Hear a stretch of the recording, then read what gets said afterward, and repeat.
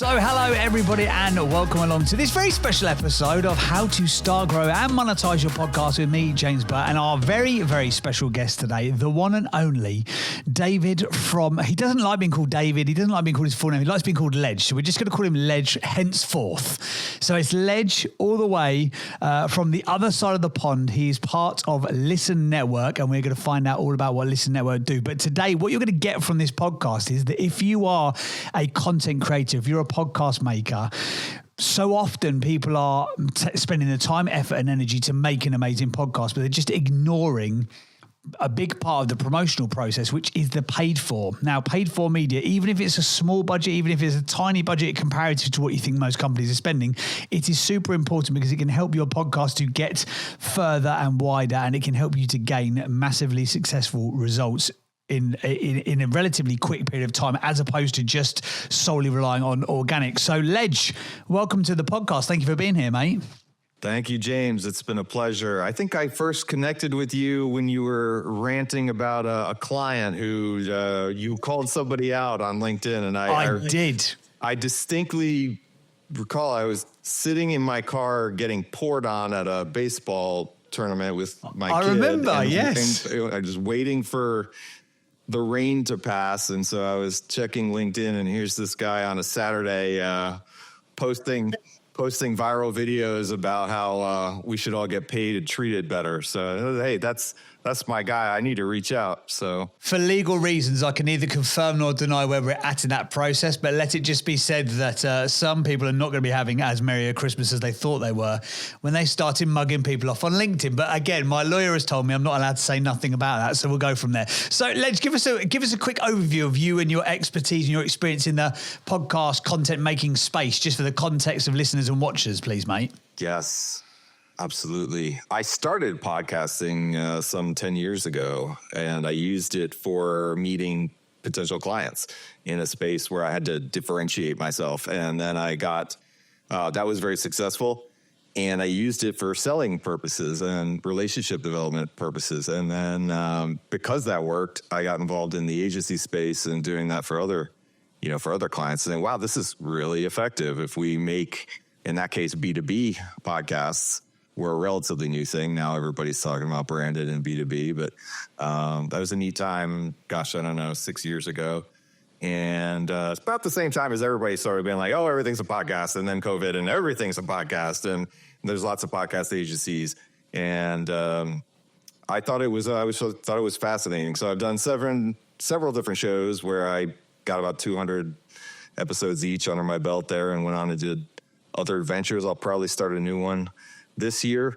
And in those agency adventures, we started to realize that there was a problem that was common to both podcasters and to agencies. And that was just simply that the long tail development of our type of media, it was difficult to have enough runway essentially to, just make a beautiful thing and then have nobody listen to it. It's just like a year later, 100 people per episode. And it's like, gosh, that's terrible. And it's not good for anybody on the agency side or on the creator side because, the shows would get canceled and people would pod fade and, all the things that you hear.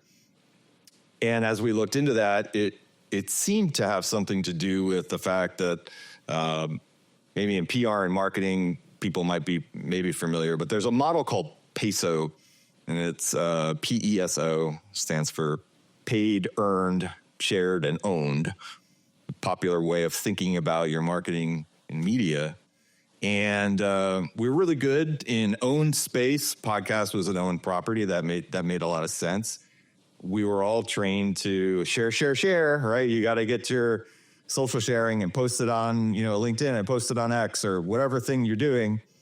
Earned would come later.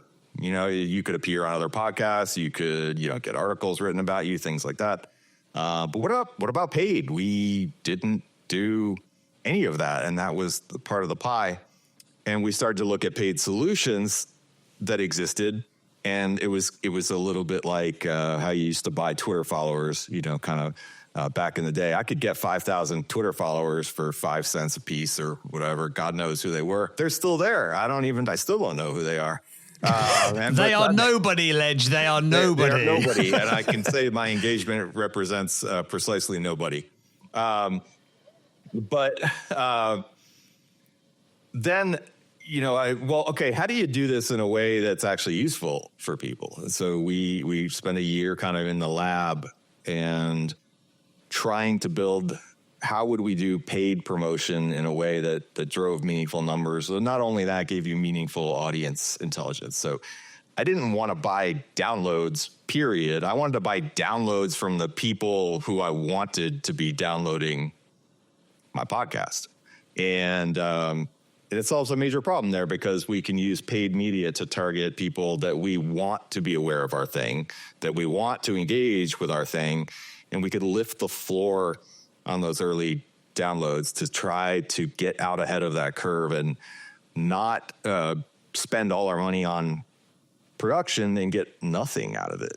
So that was the key challenge that we were trying to solve. And after spending too much money and too much time, we finally figured that out. Thankfully, we were about a week from just giving up. It's just, this can't be done. After you spend so much money. I've done 17 startups and most of them were terrible. So I thought we were maybe wrong again, and then finally hit a little inflection point and had a really good week last summer where it's like, oh, that's how it works. So we did that and now have been growing pretty substantially. And I think it's a really important way to think about how can you apply that sort of quarter of the pie, right? I come from startup land where we're bootstrappers and we try to think really carefully about how you spend money on product and promotion. And it would be crazy in startup land if you said, spend all your money on building your thing and then don't pay any money to tell people about it.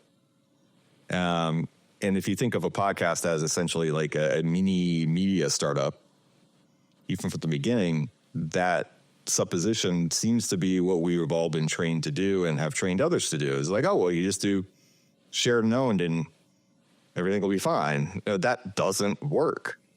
And if we can use paid properly, we can align ourselves a little bit more with give it a chance to outrun that runway. Don't spend all your money on production, spend some of it on paid promotion. So that's where it all came from.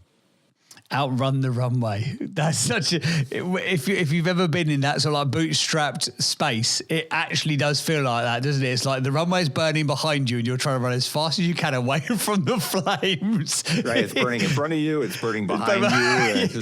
And all around you. Yeah, okay. I have a trope throughout my startup adventures where in our cash flow model, we will have an automatically appearing dumpster fire the day that cash flow is going negative. And the idea is that you want to push that as far in the future as possible. So I think that paid media serves a real purpose to do that because it gives you a lot of opportunity to be in front of the right people. We all know podcast search is pretty bad. Podcast search optimization is pretty bad. Neither Spotify nor Apple really have any interest or incentive to help you grow the show. And you're kind of on your own. So we wanted to say, well, let's put people in a position where we can do a little bit better than that. So one of the things I thought was really interesting, I just want to circle back on before we dive more into what Listen Network specifically does, is that you were actually using a podcast as a biz dev tool. So you were literally using it as a way to connect with your, as what people on, I guess, LinkedIn would call an ICP, your ideal client profile. So you were using it as a way to outreach from cold to gain more engagement than you would on a standardized sales call or something similar to that. I did do that. So I think podcasts could be very good sales enablement in that kind of way. But even if you aren't thinking about it, so my very blunt instrument was, I don't care, again, in B2B sales mode, it was sort of like, I don't care if anyone listens to this ever. I care that I got the person to say yes to be on it because that's who I wanted the relationship with. That is not the case for a lot of indie creators unless you have a supportive business where there's something else that you're trying to sell. People are vastly more likely to say, yes, I will be on your show than they are, yes, I'll take your sales demo call. Right. So in that case, if you're in a position where you have other things to sell and you know exactly whom you want to sell them to, having a podcast is a very, very good channel to get those relationships. I just think of it as, I don't know what it is in the UK. For us, it was, it's a coffee meeting. Same thing, right? It's the new way of doing a coffee meeting in a virtual world, that I could have a personalized conversation with someone that I wanted to talk to anyway, and they were more likely to say yes because I wasn't trying to pitch them something.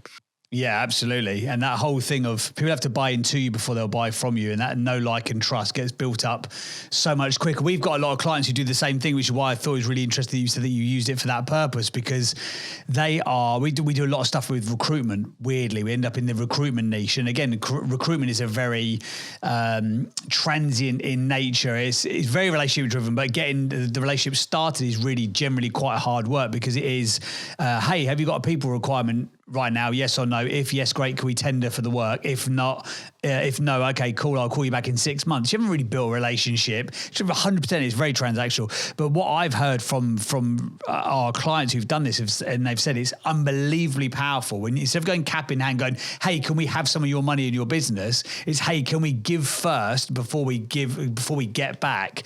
And we've had clients who've in 10 episodes of doing a podcast have landed 80 grand clients. So we know 100% of this works. That was my exact experience. I mean, I did millions of dollars of business selling a thing that was 10 times as expensive as the competition directly with my guests. And so I would say if you have a thing that cold outreach won't work for because everybody else is cold outreaching for that thing, you can remove yourself from that commodity pricing type of race to the bottom by doing relationship first, and podcast is a great way to do that. So you promote them, and that creates psychologically what's called reciprocity. And to our benefit as salespeople or business people, if you give someone value first, they feel a tug in their, sort of evolutionary monkey brain or what have you to do something back for you. So let's not say exploit, but we can use that to our advantage, and, it's just to develop those relationships. So if I'm posting all the time on LinkedIn about how smart you are because you were on my show and wow, what a genius, it's ultimately a little bit more difficult for you not to think of me first if you need to buy a thing. Absolutely. And just one more thing before we sort of dive into like the tactics behind what you guys do, because obviously you and I have had a pre-chat and I know the sort of stuff that you guys are doing, which I think is going to be so useful for the audience listening to this podcast and some of our Pod School Pro members who are listening in live to this conversation as well. And by the way, if you'd like to listen in live to these sorts of conversations, if you don't have to wait for the podcast and only get a clip of this conversation, you can join Pod School Pro as well. You should 100% do that. Go and click the link in the show notes right now. There you go, inadvertent plug done. You said you got a week away from the runway and the burning runway and the burn rate catching up with you. What was and you said you thought this was another idea that hadn't quite worked, and then it clicked and you were like, oh, we had a really good week. What was the tweak within that week? You're like, oh, that's the thing. Yeah, there's a little bit of, first of all, podcast world is strange with this thing we call a download. And every host treats the idea that somebody ought to heard some audio is called a listen or a unique listen or a stream, or like they're all different. And that's because there's really no definition for that. So podcast hosts, Libsyn, Transistor, Megaphone, whatever, they all define that differently. But what's not different is this idea of download. And download actually has a definition, and that's created from this organization called the IAB. So that's Interactive Advertising Bureau or something like that. They're the ones also that define things like what's an impression and what's, just like, it is weird, right? You just take a lot of those words for granted, but that actually has a definition. And turns out a download doesn't mean anybody actually heard anything. And that's a weird artifact of our industry. And people sell downloads. And in fact, sponsors buy downloads. It's the only standardized metric. And it really only means that media moved between two devices in a sort of standardized kind of way. So we were trying to drive, rightfully, let's make sure somebody actually listened to 60 seconds of a thing. And you could do it and we could track it, and it cost like $30. And we're like, this is insane. Like, how does anybody do this? Because people are out there selling downloads for 50 cents, 80 cents, whatever this was. Like, how could this possibly work? And then we figured out the definition. Like, so it's just like a word problem. Like, oh, they're not selling the same thing we're selling. We can sell to make sure somebody heard 60 seconds. It's just more expensive. The download version of that and reconfiguring around that idea that this is the standard, whether or not we think the standard's a good idea, allowed us then to come down because it's like an order of magnitude cheaper. So it was almost just like the weird nuances of our industry. Like, so people want downloads, which is good for a certain purpose. I understand why you would track that. And they also want an engaged audience, and they want consumption rate, and they want, so all the things that you would do to drive from that organic side. Those are two different worlds. And we were trying to meaningfully combine them, and you can't. So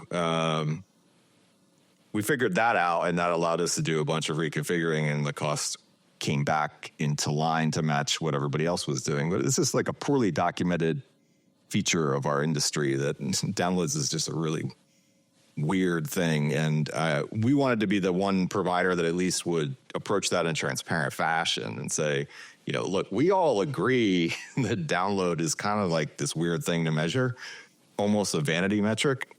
However, sponsors, underwriters, hosts, different people all use that metric. And so if we're going to adhere to the standard, this is what the standard actually means. And to this day, I talk to people in podcast land 10 years that don't know that. So I think the key lesson was, don't try to outthink what actually is maybe a dumb standard.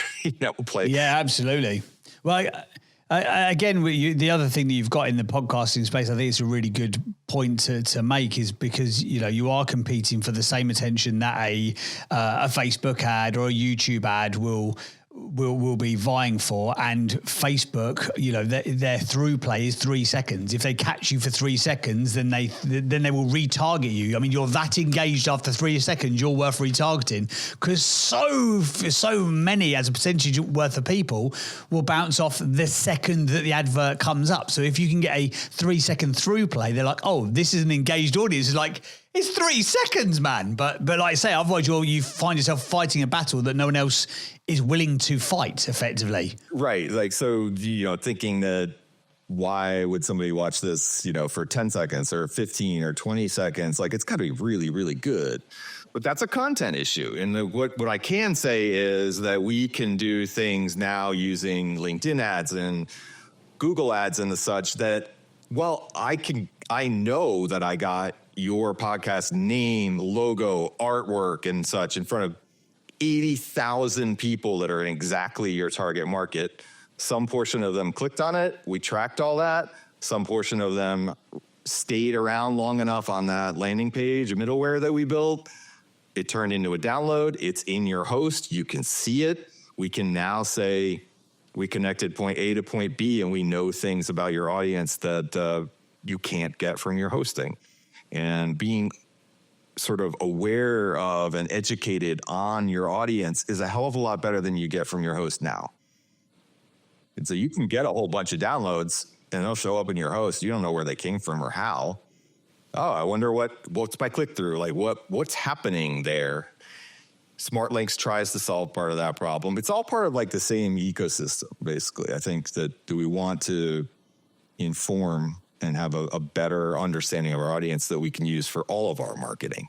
And that the fact that the download number goes up is a happy coincidence of targeting the right people and making that happen and then knowing better things so that the flywheel of marketing can continue to go. So we're just very adamant about, you don't just buy downloads, you buy downloads from the people you wanted them to be from. Yeah, absolutely. Well, one of the things it says on your website is it says creative for marketeers like yourself to grow your podcast, which is a bit of what we talked about, reach your most niche audience and drive better consumption over time. So I think that is a really good summary of the things that you guys do. Give yourself time. Like, that's what we're doing. We're buying runway, because one way or another, somebody's paying for this. It's either you or an underwriter or a sponsor, or maybe you work at a company and you got to go to your next marketing meeting and prove that this podcast thing works for long enough to stay alive. Because we had lots of clients that would go to these meetings and kind of go after a quarter, 6 months, whatever it was, and they'd have 200 downloads. And that's not going to stand up against funding pressure from a marketing leader. So could we give business intelligence in a way that you could show to a sponsor and they would say, wow, you actually reached my target customer. That's powerful.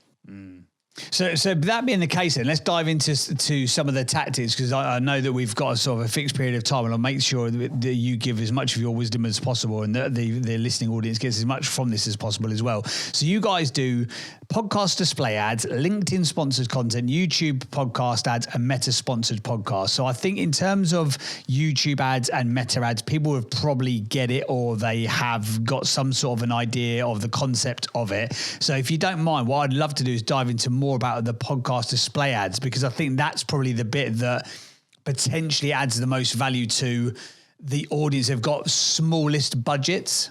Yeah, YouTube, people should make the distinction between, you know, when you're watching YouTube and you get those ads that are at the beginning and in the middle and all that, that's called in-stream, and people hate them. Outstream ads is what we actually support. And so that would be the case of more like a sponsored position. So it's very, very good for keywording. So if I search for how to do thing X, I want to make sure that my video is available higher up in the choices. And that's an outstream ad. So it works very similar to like sort of SEO or SEM based keyword searching. Very powerful. A lot of people don't know how to use that. So it's a good thing for LinkedIn or for YouTube. But yeah, LinkedIn ads, you've seen them in your feed. It works in a very targeted fashion for stuff there. If I want to reach a particular job title at a particular company. Yeah, I think it's so underrated, LinkedIn ads. I really do, for so many B2B brands. I think they're amazingly powerful. And amazingly expensive. Yeah, that is the downside of them. Yeah, they're very targeted and very pricey. And we would get people like giant companies kind of come in and be like, I'm trying to grow my podcast using LinkedIn. Which you think, hey, that makes sense. You know, they were sponsoring videos, they were running ads, and the ads were all clicking through to maybe their landing page or maybe their Apple page, and then you lose the thread. So all they knew was, I'm paying for very, very expensive clicks, and I cannot track in any way, did that drive a download increase or did it have any cause for growth? And we saw one company spending $350,000 on LinkedIn clicks, $8.50 a click, and it made no material difference to the podcast. Wow, $350,000. Yeah, I mean, these are nothing. companies that just sort of, wipe their butt with $1 billion. Most of us are not in that situation, but you just feel like, wow, that's outrageous waste. And we were able to get it to where we can say, it's guaranteed to be somewhere between $3 and $5, depending on where we're at, for a download on LinkedIn. But so a LinkedIn driven download. And then we can tell you exactly, like, your audience is, VPs of marketing at biopharma tech companies. And so I only want to buy, and I'm guaranteed to get downloads from that exact target market. This is good if you're selling a sponsorship, because you can go and add that to the sponsorship. You could say, hey, sponsor X, I guarantee if you buy naming position on my episode, I'm going to get you 500 downloads exactly from your target market. So your logo will be in front of those people. On average, it takes about 300 impressions to get to even the click or the download. So then we can say 80,000 impressions just to get that, 250 downloads. What you had before was, I'm going to give you a host read ad and here's how many downloads I get. So we can layer on top of that and say, I guarantee you this number of downloads will result from this campaign. And I'm going to show you all the charts and graphs to prove that it was your target customer that engaged, not ours. So.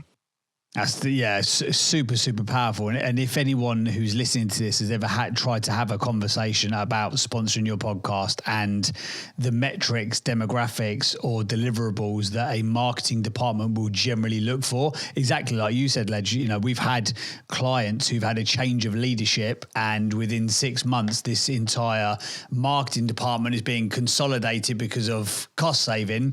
And straight away, this whole 6 or 7 people that were working on this podcast all of a sudden no longer exist because the person coming in goes, I can't work out whether this is actually getting us in front of the right people or not. And you can't, if you're being honest about it, without these sorts of metrics, you can't, because you can't guarantee that, because like say the metric that you have got is, hey, we can show you that you've been downloaded in these places. We can show you've been downloaded in these countries, in these cities even, but by whom? It's a bit of a guesstimation. Yeah. So using Listen Network on top of that, I sincerely believe we are saving marketers jobs, and, give people a chance to fight again, where it's too easy to put a podcast up against a performance marketing campaign. And they say, I drove 150,000 MQLs last quarter. We are not in that order of magnitude, or even 2 orders of magnitude off. So then the podcast people get their turn in the meeting and they say, we got 500 downloads and we're not sure where they're from. Like, that sucks. And you could see why that language was poorly aligned. So let's give the podcast a fighting chance against the other places that the money might be spent by now saying, we know this thing is exactly in front of the market it should be. And we did that, and it drove about 40% greater retention. Like, podcasts weren't dying, and podcasters weren't getting laid off. Yeah. So if we then dive into so we touched a little bit on the LinkedIn side there as well then. So walk us through the podcast display ads, because I'm guessing that's the most cost effective. That's the most commonly bought. Yeah. And so in that case, we're using the Google Display Network. Yes. Okay. It does not give you firmographic or job title or things of that nature. Not super targeted in that way, but it gives you really good ways to say, I only want to target people who are interested in these 5 types of topic areas. It's very, because Google knows everything about the internet. Then you can say things like, they're interested in, I don't know, data science and Web3, or, things like that. And we could target very closely on intent and contextual targeting. So person X is reading an article out there on the web, and a display ad is right there saying, hey, listen to the next episode of podcast Y, which is exactly the same. It's about the same stuff as what's in this article. And then you could target gender and age and household income and things of that nature. Geography is very, very detailed. So it gives you a broader demographic and topical type of reach. And by nature of Google being such a huge network, they're cheaper. So, you could end up at $1 to $2, per download there. And so should you spend all of your efforts here? No, I'm just suggesting there ought to be, in the same, if we spend X $1,000 a month on production, well, there should probably be $1,000-ish from the pie that go to paid, because let's drive that additional attention, more downloads faster, raise the floor on this thing. Now the floor is no longer 0. The floor is 250 downloads per episode. Right out of the gate, you can do that on any episode, anytime. And that allows you a lot more flexibility to go to your underwriters, to go to yourself even, and just say, gosh, this thing is now in front of exactly the people I want it to be in front of. And now we can say, if it's in front of the right people and we're not getting any attention, our content is wrong or our assumptions are wrong. Like, it gives us something to work with to iterate faster on audience intelligence. So if you're promoting the show via very targeted, intent-based, high traffic, lower cost display network placements, where is the place that you recommend when you guys set up a campaign? Are you pushing to a landing page with code in the header so you can retarget those people? Is it going straight to Apple or Spotify? Is it a smarter link? When someone clicks one of our ads, they go to a landing page that we control. Gotcha, right. And that is it has a player on it. And it looks similar to any player that you would think of from Buzzsprout or what have you that you'd embed. But we built it in such a way that we can then capture those behaviors and track exactly what's happening in there and cause that download to happen, which allows us to pull in the network data as well. So it goes to that landing page and then the download happens. That's not what happens when you drive to just a landing page on your site or something like that. So we had to build all that tracking code and the nature of being able to place the retargeting cookies and, all that stuff lives on our landing page kind of in the middle. So then it logs your download on your host, Libsyn or whatever. And then after a little bit of time, a pop-up comes similar to those things like when you go to somebody's site and after a little while it pops up a box and it says join our newsletter. Yeah. Right? It's just like that, only it says, make sure you follow this podcast on Apple or Spotify or YouTube, and we'll get that additional click in some cases. So we're trying to drive that retention because people always say, well, I bought a one-time download, what's the retention on it? And the answer is the retention would be 0 if we weren't trying to drive that second click. And some 1 to 3% of those people will click that button, at least go to the place where they have a chance of following it. But we're very much more on the, sort of left side of that equation where we're talking about discovery. We're talking about one engagement at least, and we're going to get that download. And then maybe some of those people will click through. So it was the middle piece that was missing because people were doing ads straight to hosting provider. What we're able to do is stop in the middle there, cause the download to happen, track all the data, be able to report on all the data, and then cause the host and the click through. So, well, I've seen it worse than that. A lot of ads I'm seeing at the moment there, it's an ad for a podcast, but it's just driving you to the very, very mediocre Instagram account, and that's it. Yeah, and that's, I guess I was arguing to people, it's like, why are you paying for clicks? What we want to happen at the very least is the download. We ought to be pricing this in a way. And so we did that. So you can buy X number of downloads for Y dollars. So you guaranteed number of downloads. It's on us to make sure that happens. And we ran hundreds of thousands and millions of iterations on this thing to say, okay, we know what a download costs. And if we ever get that wrong, and sometimes we do, you still got the downloads and we lost money. What the difference is that people would spend, I'll spend $1,000 on Facebook ads. I paid for a whole bunch of clicks. Well, I sure don't know what happened, and I don't know anything about my audience. Maybe they downloaded, maybe they didn't, maybe they followed, maybe they didn't. Doesn't matter. And that's very low quality traffic. So we wanted to guarantee the download at the very least, and then put a lot of really good reporting on top of it. So. Perfect. I'm just going to say at this point in time, obviously, if you're listening or watching to this podcast, this does not relate to you, but anyone who's watching the live stream, so we've got a platform called PodSchool, and our PodSchool Pro members can join in this conversation live as well. So guys who are listening and watching to this on the live stream right now, if you've got a question for Ledge, stick it into the chat and I will pick that up and we will ask that to Ledge before the end of this session. Ledge, another sort of quick question then. So when people are, obviously we're talking about here, the the Listen Network, we're talking about whether it be the display ads or LinkedIn sponsored content or YouTube or Meta sponsored podcast content, even the organic to an extent, because you've been doing this for a long time. What are the most common mistakes you see creators making? Because one of the things that breaks my heart, and you've already touched it a little bit, is that they spend the time, the effort and the energy to make this thing, and then they just don't tell people, they forget to tell people, or they tell people in completely the wrong way. So what are the biggest sort of common mistakes you're seeing creators make in terms of promo in this brilliant podcast that they spend all of this effort and energy to put out into the world?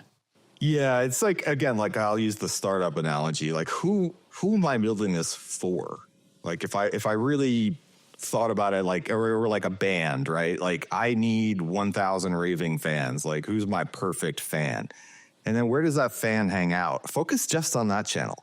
Like I think I see a lot of people focused across or not focused, right? Scattershot. Like I got to be on Insta. I got to be on LinkedIn. I got to be on TikTok. I got, just like all the things, like post everywhere and do none of them well, and then fail on the engagement. So then you have a feed full of like, here's my new episode. Here's my new episode. Here's my new episode. But like, it isn't building engagement, on anything. So commit to a channel and really, really use that channel. Build the engagement. Like why we're even talking right now is I saw your post. I commented on your post. We moved to DM. We had a chat. We got together. We had those are all engagement points. And most of the time we're all so tired from recording our episode that we just go, oh, I'll get my social media person to post this thing and then I'll forget about it. And I don't think that that's remarkably effective. This is a relationship building, authentic medium. Sure, you need to be some places, but let's be smart about where we spend our time and energy on that shared and organic. Because it's not enough to just reuse content and then forget about it. No one cares. And there's a lot of noise in the space, So I also think people overestimate like the value of, and again, startup founders do this, kind of all the time, right? Like just, I'm going to make the thing perfect before I launch it.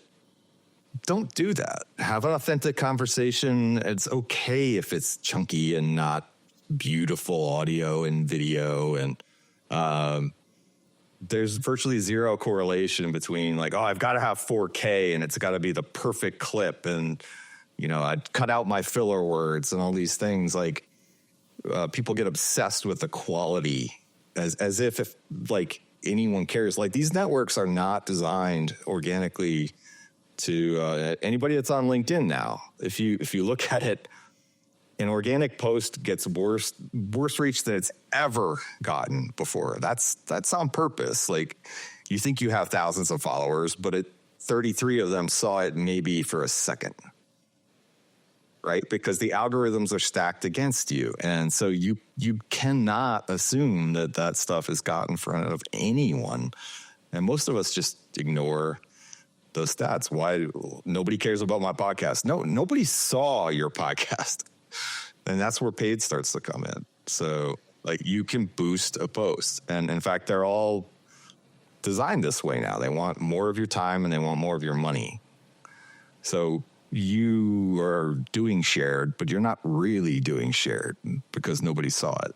And it behooves you to focus, and it behooves you to maybe spend a little bit of money to get it out there. So get it boosted up in the feed. So. One of the questions that has come in, and this is something that I wanted to know as well. So with the and then we will have to wrap up for everyone who's watching or listening to the main podcast. Again, click the link in the show notes if you want to find more out about Pod School, because we have amazing people like Ledge who come in on the regular to give their expertise and their wisdom to our members over there. But yeah, so this retargeting, you mentioned with the display ads network, it drives to a landing page that you guys control, and then it goes through to, obviously then you guys are retargeting, and you've got the player built into it. You've got the, for want of a better word, the pop-up that comes up to try and drive that second call to action. So with the retargeting piece then, is there a case that if you're working with a brand or an organization, so let's say, for example, you've got a sponsor and you could then, as a value add to doing the sponsorship with you, could you offer the retargeting ability to that brand if they're doing it collaboratively with you? Is that would that work? By default, it goes to the show. So okay, because of the way that the things are built. So we're more oriented to the podcaster than the sponsor in that fashion. So it's going to retarget people. Like when you run additional episode campaigns, if they ever downloaded before, they're more likely to see that ad for the next episode.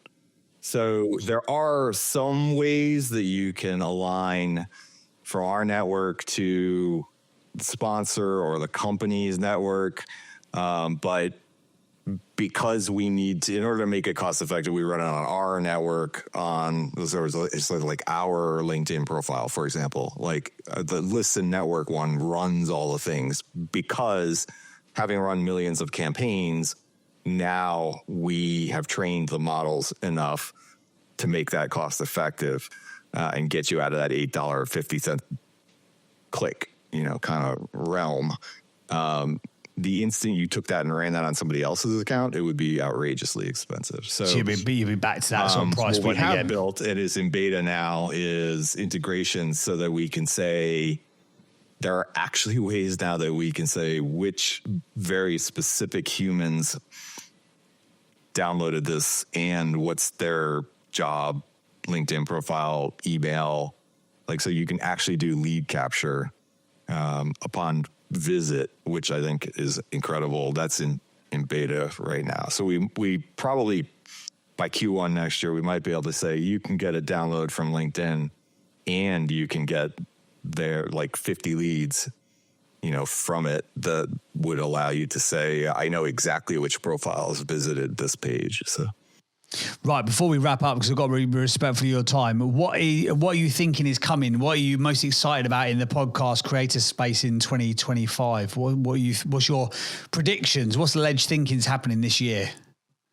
Yeah, predictions are difficult. I see that I think people are following a little bit more of the focused advice, right? So that, really think about using the tools effectively. So, just write better hooks, get a more dedicated individual audience. Some of those things are like a recommendation side. I see people paying attention to that more. It's not just enough to spray and pray for your content. And I think I would encourage everybody to really think carefully, about that. I do think it's a green field. I always say, like, people say, oh, podcasts are saturated, I missed my chance. I don't think that's true. I think that the only way to have an authentic voice in AI land would be video and audio. And we should not ignore that. Video is going to be huge. You probably don't want to ignore YouTube, and other platforms. Spotify's trying to make a play there. So YouTube is the biggest consumption platform for podcasts now. If you have a young audience, absolutely YouTube first even. So, but I think content reuse is going to be really the most valuable thing. So there's a debate, raging out. Well, should we just do video because nobody cares about audio? Like, if you recorded a video, you've already got the audio. Why would you not distribute it on the channel that people might want to hear that? It seems like a straw man argument, and I don't know why people are doing that. So those are my key areas right now. What are you thinking is going to happen with Spotify? What are your Spotify thoughts? Because obviously they're coming, Daniel X saying a lot of stuff on shows about monetization. They're going to pay you even if you don't run ads because they're going to because Daniel X is such a lovely guy, he's going to give you a share of the creator, the premium money that he's taking. What do you think there? I don't think that's going to happen for anybody meaningfully in the sort of small creator realm. Yeah, I'm skeptical. We're in the Spotify development and network. We get to beta all the things like when they come out with it. There's always going to be better targeting, and there's all this. That every single time they come out with something, they let us, people in the developer network know first, and we test it, and it still doesn't do much. So fantastically motivational. Yeah. It doesn't do much. I don't know. There's no meaningful revenue share. I mean, ask the music artists how they feel about that. I got 1.5 billion streams and I made 12 cents or whatever it is. So I suspect that's not something to lean into in a meaningful fashion unless you're very, very large. So. Absolutely. Right then, tell us, Ledge, where can people go and find out more information about you and Listen Network? Where should people connect with you if they want to reach out, if they've had their appetites whetted in this conversation? Well, if you go to listennetwork.co and you were to use that fine form on there, you'll be booking a call with me on the calendar, and I will talk to you directly about your strategy. Happy to do that at any time. We are taking a little time off for the holidays, so I would talk to you in January. I love talking to podcasters. My entire network is podcasters and podcast agencies. That's on LinkedIn. David, Ledgerwood. You can find me on the bald-headed guy. So amazing stuff. Well, we'll link up to you in all of the show notes in the description and all the rest of it. Cheers for your ears, everybody, and we will catch you on the next episode of How to Start, Grow, and Monetize Your Podcast.